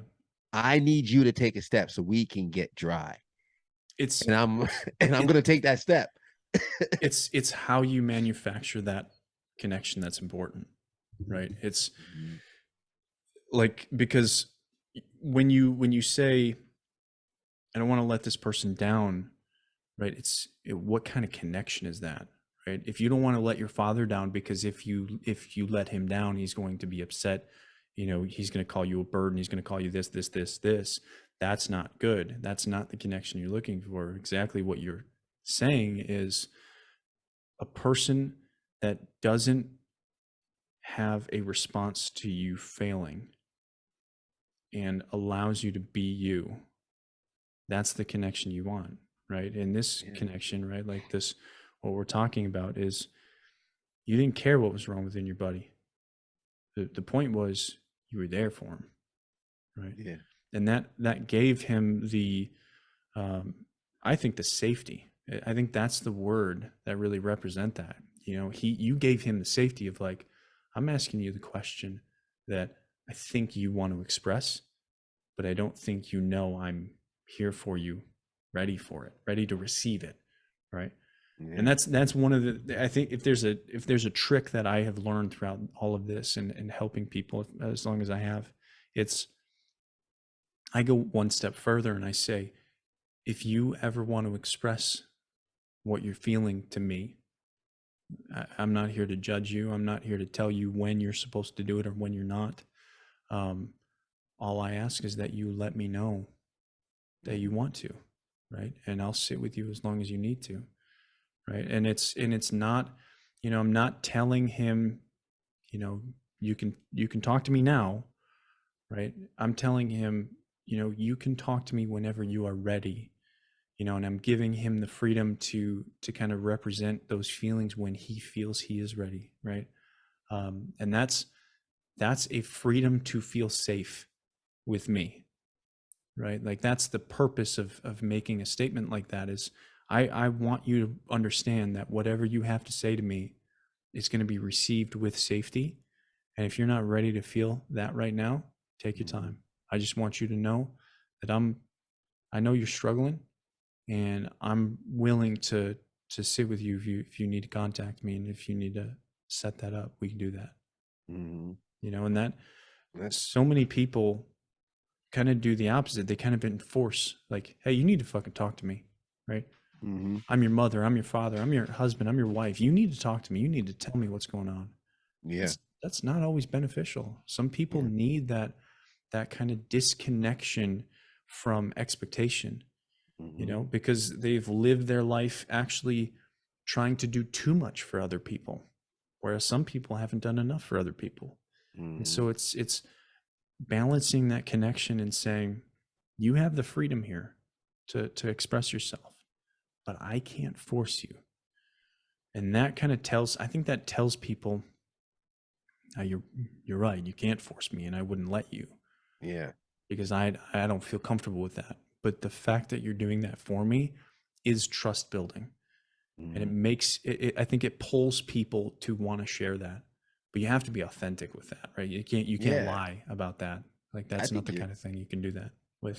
you're so right because I mean, when I asked my friend, "Hey, it sounds like you got something you want to share," I think kind of through the workout and through the day, I've already kind of had the air like, "Hey, I'm not acting like anything was different. I wasn't acting weird around him or like, oh, I can't talk or whatnot." I picked up on the vibe, I picked up on the hints, but I also made it very okay.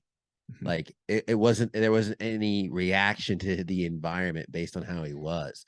So I also really had when I asked, like, hey, you sound like you seem like you have something you might have on your mind. It was also a very nonchalant kind of like, I'm okay if you say no, I'm fine. Yeah. Like there's no judgment, there's no pressure. There's like I'm just letting you know, hey man, I'm here if you need me. Yeah. And and creating that space is what's so important. And it's kind of funny because like it kind of to your point earlier where you mentioned the importance of the conversations, like the importance of the conversations before it gets there, right? Before it gets to that point. And I Yeah. think we're living in when we went with the prescribed lives that we're living with social media and everything, we are living with disconnect and we have the defensiveness right away. If something makes me uncomfortable or challenges my belief or my view of the world, it's so uncomfortable it becomes instantly combative.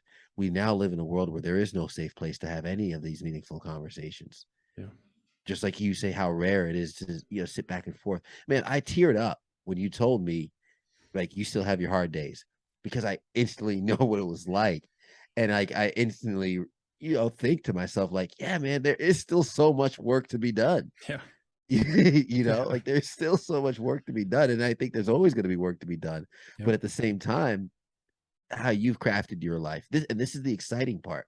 And I could tell the way you've crafted your life and just on this podcast, the way I've crafted my life through having the podcast and through communication with my wife and my friends and everything is I've understood the importance of these conversations and these safe places.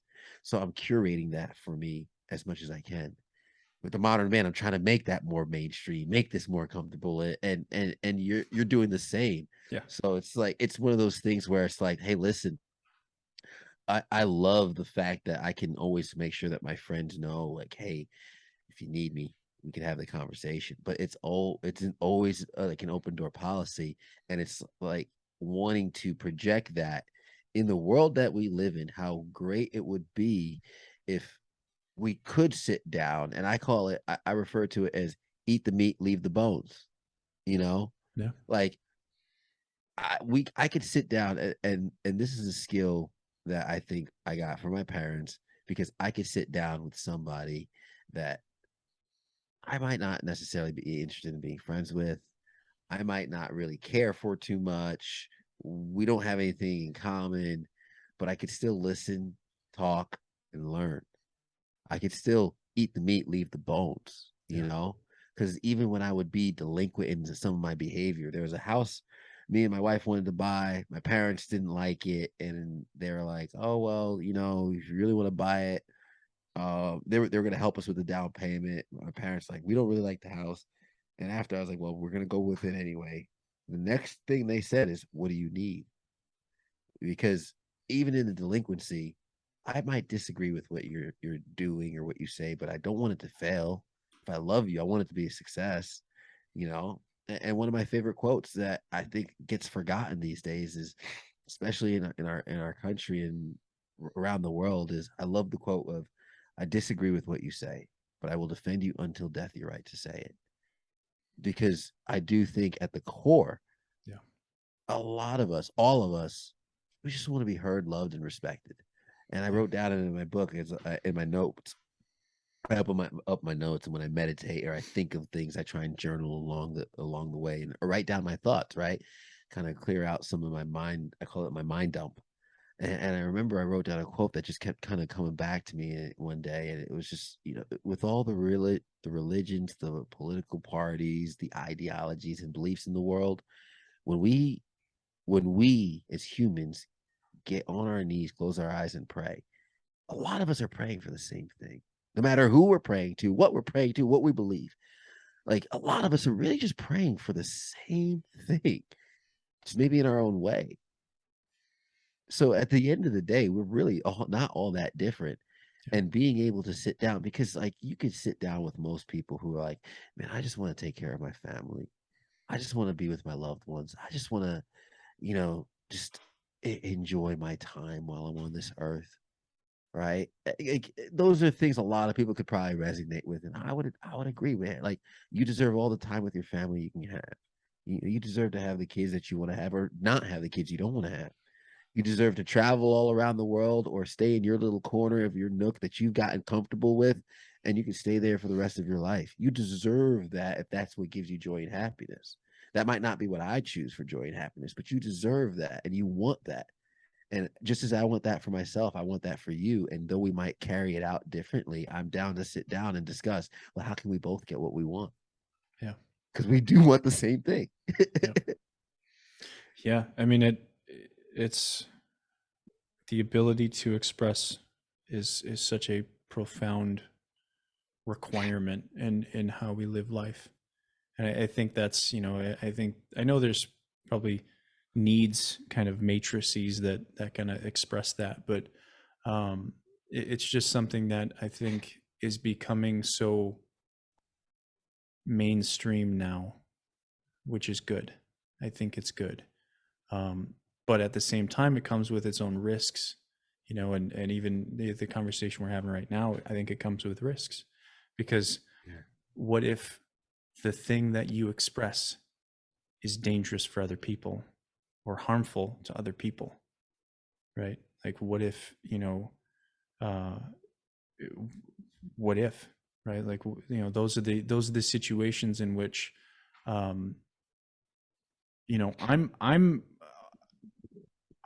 one of those people that I think will always struggle with, things like pedophilia. Mhm. It's where does the expression, like, how do we talk about that? Like, Yeah. I open this conversation up to people often because I've worked with clients who've been through sex trafficking and human trafficking, and I don't know how I can be on board with that kind of issue, right? Mhm. Of, we want to let people express themselves, but at the same time there has to be a limit, right? Like, I don't see how that can be acceptable, right? Yeah. But at the same time, like, going back to that quote, it's a remarkable quote, but where's the limit, Mm. right? Like, that's always my question is, I don't know if we should be allowed to do, or say anything and everything. Mhm. Maybe I'm again, I'm an American soldier, so I Yeah. live and die by the Constitution, and Yeah. I've defended that for almost 15 years, and I very much value the First Amendment. But the First Amendment doesn't say you can sexually assault children or rape children, right? Yeah. If you I want to talk about it, that's your prerogative, but I'm not going to be on board with that, But when you do it, that's a problem. You know what I mean? correct. I do think that there's I mean there's codes, values, morals that fundamentally uh you know certain people live by and abide by. When I say, you're right to say it and defend until death, it's more so your your right to say it doesn't extend to influence. Right.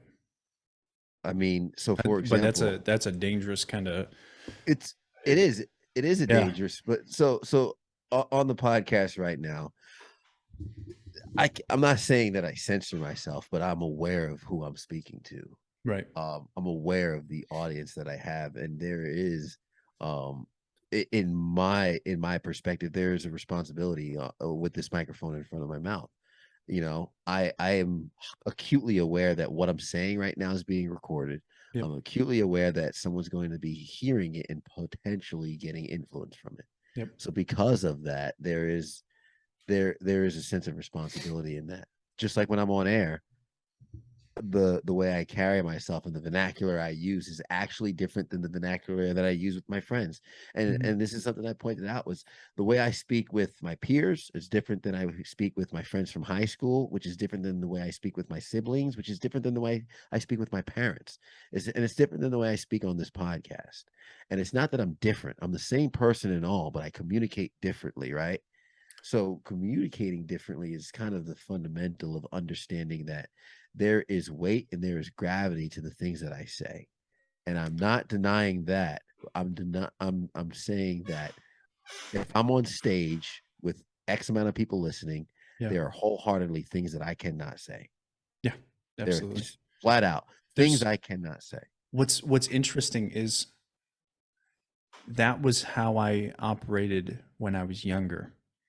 And the older I get, the more I think I, rather than censor myself, I have actually kind of tried to transform myself into the person that I just want to be everywhere. Mm-hmm. And so, maybe this comes from working with people who've been through things like rape and sexual assault and sexual violence, but I don't make those jokes anymore like I used to, Mm-hmm.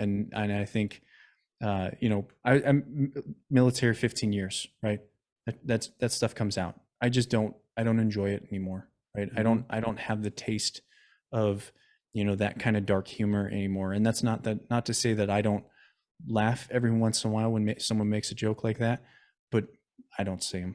I'm not a part of that. But I don't speak much differently in the military than I do now on this podcast. Mm-hmm. And that's really interesting to me because I don't fucking censor myself clearly, right? But I just don't use the language that I don't value anymore anywhere. I agree. And Yeah. that's what I find really interesting because the way I talk here is almost exactly the same way I'm going to talk to my wife and I'm going to talk to my my friends, the way I talk to people in the military. This is Mm-hmm. just who I am. And I try to maintain that because who I used to be was that kind of segmented personality trying to fit the narrative of each situation. And what I found is I don't fucking enjoy that. Yeah. Right. Yeah. And so I think I've kind of clarified, Dylan, this is who you're going to be. And if you fit the environment, you're going to stay in the environment. If you don't fit the environment, don't stay in the environment. Yeah. Right. And like this podcast, I love what you do. And I do the same. Like I shamelessly have talked about this many times before. This is mine, right? Like this is my safe place because regardless of whether the person across from me is safe or not, this is my place to express myself, Mm-hmm. right? I obviously bring people on to interview and talk to, but I talk too, right? Mm-hmm. And I could also kick you off and make my own episode 76 if I wanted Yeah, like to, this right? didn't work out. And not that I even do that, but like if I wanted to just do a solo episode, which I do Mm, that. Not long ago, I made an episode for my daughter, my newborn daughter. yeah. Um, fuck, that was emotional, right? But Mm-hmm. it was an ode to her for someday when either I'm not here or I want her to look back and see who I was, Mm-hmm. right? And so like I didn't make that for my people. That was Yeah. 100% for me because I know what it's like to grow up without a father and not know anything about who he was. I Mm, want her to know who I am. And so I shared that. And did it benefit people? I don't know. I don't care because it's not for them. And so like mm-hmm. I very much kind of not necessarily I don't do what obviously you're kind of talking about. And I find that Right. really interesting because the we're having a very similar perspective, but slight differences. I always find that interesting. Yeah, it is because like it's almost like an example I used was if you're a business owner and we're trying to close a big deal in China and they're like, oh, okay, the customers you bow, you say share when they serve the tea, and it's customary to sip, and then you close the deal. if this is the biggest deal we're gonna do, I'm looking at you. I'm like, Dylan, man, we're gonna bow. We're gonna say shit. We're gonna, we're gonna close this deal. But but it's not. But it's like, okay, fundamentally the values and everything. It's also kind of a form of respect Yeah. into what their culture and how they communicate, right? And So I realize that's a part of my nature too. yeah, That's an interesting thing because I was thinking about this. I couldn't remember what word it was. Um, but like basically the idea of taking someone else's culture and abusing it, right? And not yeah, really yeah, yeah. respecting it. I can't remember what that word is. Okay, Um, yeah, but it came out and a couple days ago, and I read it, and I was watching this video about like how this guy wore a traditional Mexican garb, walked around, San Francisco, and people were just like, "That's offensive," right? A bunch of white mhm, people were like, "That's offensive," right? And then he went to uh, the the Hispanic side of town or something. I either went to Mexico or like somewhere where Hispanics saw this and were like, I love it, man. That's great. I love it. yeah, Right. And so like this disconnect between culture, but I'm like, I embrace culture naturally. mhm, Like I went to Dubai and I got to ride around with this guy named Mr. President. And yeah, he at the time is 2013, he had a 2014 Lamborghini Aventador, right? Dubai mhm, money, right? He had yeah, real fuck you money. yeah, And we were driving around Dubai for, a couple hours, and then he took me to a hole in the wall store and he bought me a a full on garb of what the locals wear. And I yeah, forget the name of what it's called. I still have it. But a full on like in Afghanistan we call them man dresses, right? yeah. But he bought me a full on one for like 800 dirhams, which is like 400 or 500 bucks, Wow. American money. And I wore it around Dubai Mall with some shades and you know and people were laughing at me, but I was with him and I was like I fully respected that culture. I was like, Mhm, this is so interesting to kind of walk around, like this is a statement to walk around Dubai Mall mhm. with this person in this attire. I've kept that to this very day. Would I ever wear it around here? No, because people would be like crazy. At the same time, I keep it and I value it because it was him showing me and revealing to me the culture that Mhm. I never would have had the opportunity to learn had he not offered that chance to me. And he took me to a really great restaurant that was like, again, hole in the wall, like the Yeah, place where tourists don't go and understand this is where locals eat. Um, and I just valued that experience, and that's something where I think people lose sight of, is that they feel like they have to be, I have to maintain my culture. I'm like, no, I have to yeah. recognize the culture of other people. And that's why I think I'm okay with being who I am, Mhm. because I'm accepting of other people's culture up into a point, right? Yeah. If you're Well, it happened, we were in Costa Rica and my wife noticed this and she was saying how people would try and speak English. Like they would they would meet us, they would realize we're tourists and they're like, "Oh, how do you say this?" and everything. She's like, "Isn't that so nice that they try to speak English or they try?" And like then I would try and me and her would try and speak Spanish and they would correct us and all that. And the beauty about it is and that's kind of why I think I guess it's more of like chameleon, but still being who you are in your own skin. Yeah, So we probably do something of this of the same thing, but we are kind of different in our approach to it, right? sure. Because my thought process is making that person comfortable, and a lot of what the strategy is the mirroring, Yeah. right?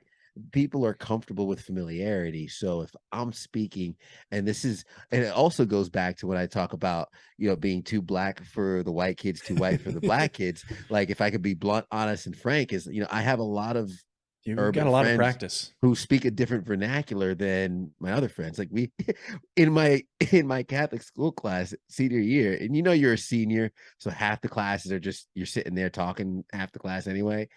We literally sat in the back of the classroom. This one class, I forgot what it was. It was my buddy Rob Agar and me, and we would hold Ebonics 101. And he would literally sit down and I would sit next to him and we'd had a couple of our friends would come and we're just joking. We're 18-year-old kids joking, but he'd be like, all right, so me and my homies, right? We were kicking over this, the other thing. And I would be like, so me and my friends were hanging out one day and I would translate what he's saying for my buddies. So like and then they would say something back, and I was like, "All right, so check it." And I would turn to Robert, and we called it Ebonics 101. Oh my But like, God. That would be but hilarious. but you know what's so funny about that? Because we talk about culture, and we talk about people's life experiences. Is like it's Dylan. When I used to think it was quote unquote like a curse, like okay, growing up in a poor neighborhood, but going to a rich Catholic school, right? Like the kid across the street, he sold crack to in the street, and he sold crack to his mom, but he sold crack so he could pay the bills, Mhm. right? This was the house around the corner. Meanwhile, I go to school and there's a 17-year-old girl crying because her dad got her the base BMW model, and the dude parked next to her selling weed out of the trunk out of his H2 Hummer because he wants to be cool. I'm seeing these two stark differences, right? And that duality, though, also showed me two different cultures. It Yeah. also showed me how alike we are. I told my mom, my parents came to visit not too long ago when we were talking, and I said, "Hey, mom, dad, I love you because you guys did the best you can with me. But I just want to let you guys know that, when you sent me to a Catholic school because you wanted to keep me away from the drugs and the alcohol, like that didn't work. Like Didn't you work. you took me away from the 40s and the crack and took me to the Goldschlager and the cocaine. And Yeah. I'm not indulging in any of all that, but it's just like, the indulgences were the same, Yep. the needs were the same, the wants were the same. So I got to see how similar these drastically different worlds were. But I've also gotten to learn how to communicate with those two worlds. And because of that, I've learned just in different areas that some people communicate some people actually respond better when communicated into a way that they're comfortable with. Yeah. And though, like, and that's why I say it's like I could be Ted. I could still have my values, my beliefs, my morals, my underlining thing. But if my goal is to communicate with you and connect with you, I always talk about communication being twofold. We have two ears. Yes, we need to listen, assess, and understand what this person is trying to deliver to us. That's really important in communication. But I also think I need to accommodate and also understand how this person receives information. Because if this person does not receive information the way I give it, there's going to be a drastic misunderstanding. And sometimes that leads to, all right, then I just don't want to talk to this person. Yeah. Why? Because something as simple is like something as simple as you ever tell a girl, you look good today. You trying to say I look bad all the other days? Whoa, whoa, whoa, whoa. Maybe I should have said it differently. but but it's the embracing of all these different cultures that I think enhance our lives. Yeah. And it broadens our palette and allows us to live such a rich, full life when we embrace everybody for who they are. And you said it before, safe place, no judgment. I can embrace and love you. Like the fact that you're walking around um the Mall of Dubai and what this man bought you, he's probably ecstatic that you're embracing his culture, and Yeah. because of that, it's building connection. And you're still Dylan, you're still who you are, Yep. but you're showing him like, hey, your customs and your wardrobe or whatnot. Like, I'll try it out. I'll take it for a spin. I'm gonna see how you guys live and how you experience and enjoy life, Yep. and that's gonna build connection because he can And pick up a little of the same from you. not even a year before that, I was in Afghanistan.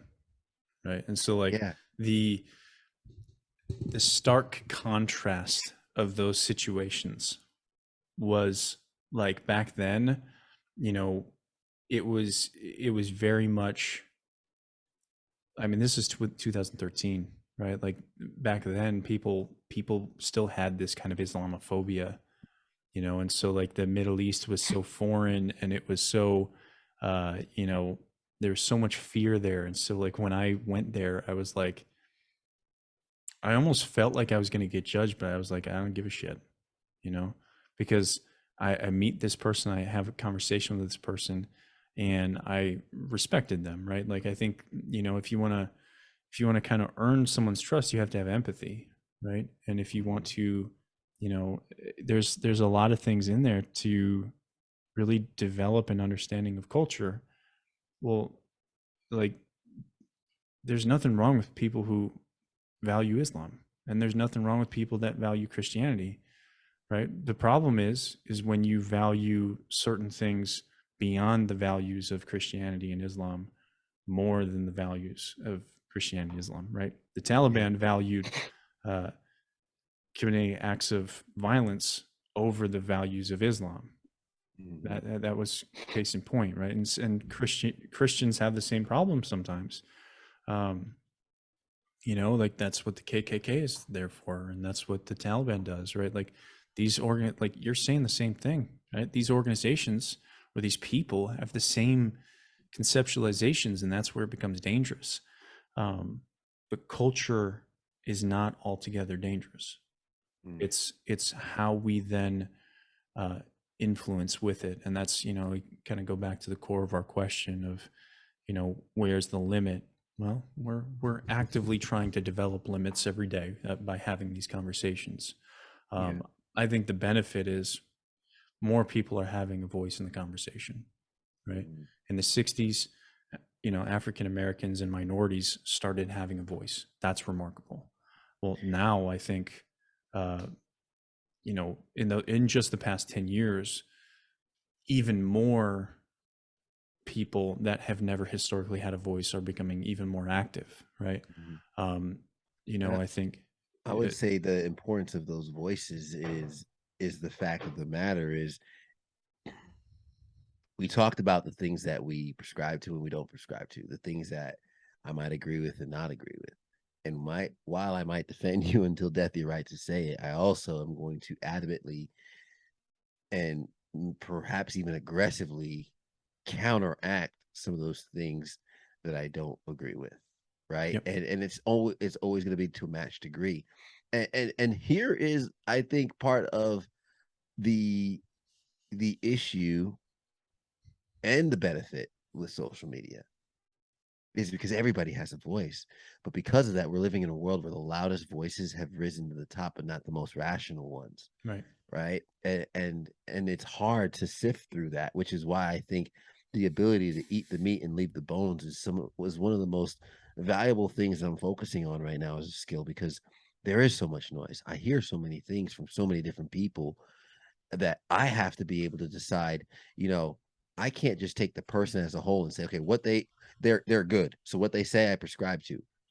yeah, Honestly, as I get older, I feel less and less like that. Like there like there's very few people, like it's like when someone says, "I'll speak on your behalf." Whoa, I don't know if you could just speak on my behalf. nah. It, but like I don't know you like that. Like now, I might agree with 1 or 2 points you might have made, but that doesn't Ju- mean you could represent me in the court of law or anything like that. just because we both like soccer doesn't mean you know what the fuck I think about everything else in my life, right? Exactly. So Yeah, it's like there's very few people where I'm like, I wholeheartedly co-sign every single thing this person says. yeah. That's so Some of it it's like that's so fucking interesting. I love that. Like we and that's funny because like we label ourselves sometimes. We're like, well, I'm conservative, or I'm Republican, or I'm Democrat, or liberal, or I'm Green Party or Mhm. Libertarian, and it's like we think we know what that means, but the reality is within the Republican Party there are vast number of differing opinions. Obviously, if you look at 2016 alone, you could see that, Yeah. right? You look at liberal and Democratic Party, that's a vast amount of opinions, right? And same with libertarian, right? Like that, what we label ourselves does not always fit who we are and Mm. who we want to be, right? Because there are people Mhm. that call themselves conservatives, but actually have liberal and democratic values, I right? think And Chris Rock said it best when he joked. He's like, I don't get what people say the party affiliations. He's like, anybody who says they've decided on how they feel about the issue before hearing the issue. yeah, fucking problem. It's like, what are we talking about? Yeah, What do you stand on? Well, I'm this. Hold on, but you didn't hear what the issue was. yeah, You're picking the side before you hear what the issue is. it's silly. Yeah. Yeah, That's, it's an assumption of righteousness when you can take righteousness to a very dangerous place real quick, and yeah. it's a good you know for example, Hmm. 1933 Nazi Germany, right? The Hmm. rise of Hitler. What's funny is that both parties are looking at the other party and saying, hey, this looks a lot like the rise of Hitler. And Hmm. what people don't realize is, because people are in separate echo chambers, is that both parties have the potential to become Hitler like. That's the fascinating part, is people don't realize that people can just be people, right? It's not democratic or liberal people that can become tyrants. It's not Hmm. just conservative people that can become tyrants. Even libertarian people could probably become tyrants if given enough power. And if you don't respect that, right? Like I look at people as hypocritical Hmm. beings. That I think being hypocritical is human nature, because we forget, we we uh, we lose sight of, we lose track of our values, and sometimes what we say 10 years ago is going to be hypocritical of what we said just now. Hmm. And so if you don't respect that, you're looking at a human being and not understanding fully the capacity for human beings to be wrong. No human being on the planet will ever be 100% right. I don't think it's possible, because Hmm. everyone, there's 8 billion opinions out there, right? And just because the majority agrees with that opinion, again, Nazi Germany, right, Hmm. doesn't mean it's the right thing to do. And we generally need to have better conversations around morality, just like you're talking about. Eat the meat and leave the bones. Yeah. And Well, I love the concept. we said earlier, and I think this kind of brings it full circle for the episode about the obedience and the healthy disobedience. And I think it was Albert Einstein who said the quote of, in the Nazi Germany era, everyone assumes that they'd be Jewish, but no one assumes that they'd be a Nazi. And the reality is, It's vice versa. there's yeah, and there's a very thin line. When I mentioned about the obedience is, I work in TV, and I work in local media, and regardless of what people believe, I know when I'm on air I'm doing the best job I can do. But I also think, what if one day there's something in the teleprompter I don't want to say? What if there's something one day Right. I just don't feel what I'm doing anymore is helping? What if one day, you know what I mean? Like, Yep. if what I feel is maybe causing more of an issue in the world than helping in the world, what if, and you could probably attest to some of these concerns more than I could, if like, if I was um a soldier and I Hmm. was ordered to do something that didn't stand with my morals, the what ifs of Yeah. you know where we've come in terms of the importance of these conversations being the ability to bridge the gap before it becomes so separated, before the voices become so loud, before our identities become so alien to each other that we can't find our way back. Because at the end of the day, and I'll end with this, is kind of, man, none of us has the wisdom of what's past this life. Yep. None of us have the wisdom of what's past this life. We have our beliefs, we have our faiths, and there's nothing wrong with those. But I don't know anybody who's come back and said, "Hey, y'all, this is what we got going on the other side of this." Right. So while we are here on this rock, living this life, we are technically all in the same boat. We're all going through the same thing, and All The just trying to only figure it out. the only thing that's certain is the uncertainty of this this Yep. thing that we're in. That's the only thing that's certain is Yep. the uncertainty of what we're in.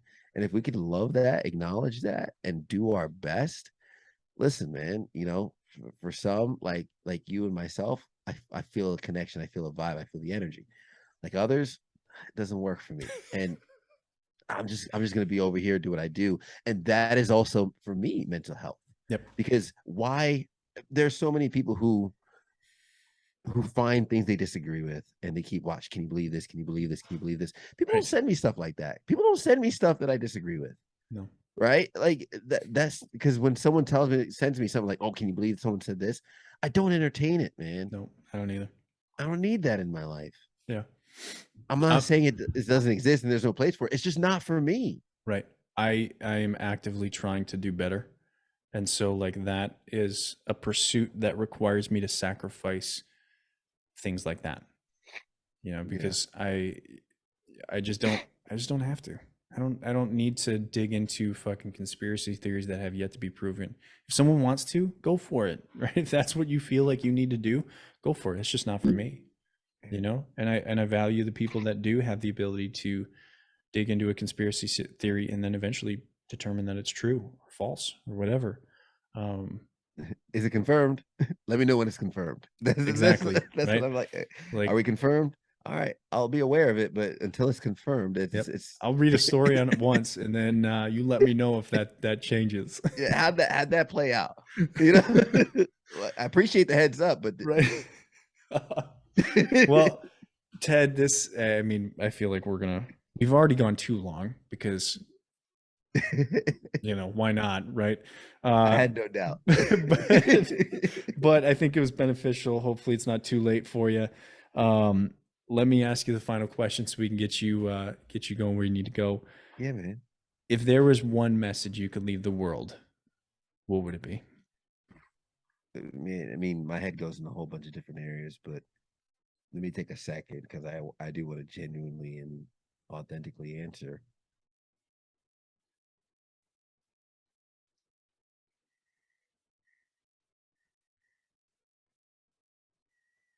One message,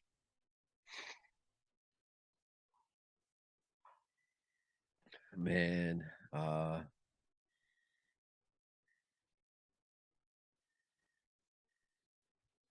That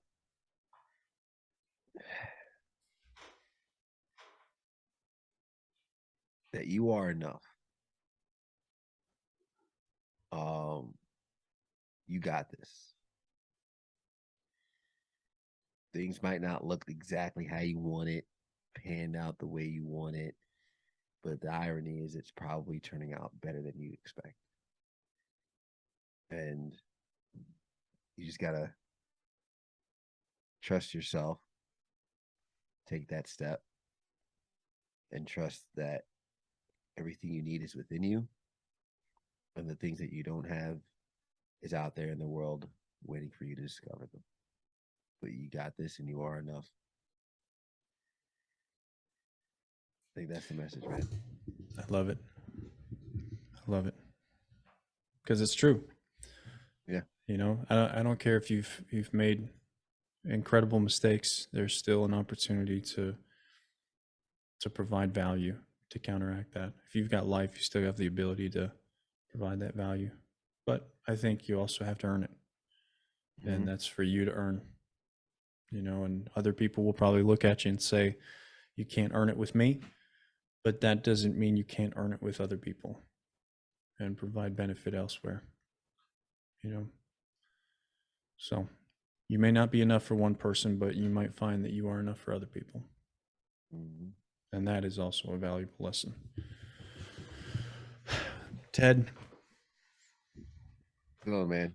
I just love you. I think you're a Love you too, fascinating, man. fascinating individual, and I think we obviously need to continue whatever relationship we've got going on here. We got to continue that because I have so many people on this podcast that I just genuinely feel like I have a vibe with and I have an understanding of, and obviously you're one of them. Appreciate it. And I think it tells with how long our conversation has been tonight, because Yeah. it's always the longer conversations that seem to be, Dylan really likes this person. Not to say the short conversations, I don't like those people, but the long ones are definitely representation of, I really enjoy this conversation and this person. Yeah. So, you know, Man, I feel just like we could keep going too, man. we could, but you got to go to sleep, right? I do. My wife's gonna be like, "You okay? You need anything?" Like, I just need some sleep. But no, Ted, for anybody, right, that's listening to this podcast still, go Yeah. check out Ted. I have a feeling that me and Ted are probably going to have more conversations moving forward. So we'll keep in contact, and we'll make sure, but check out Ted's links below. Check out The Modern Man and his podcast if you haven't.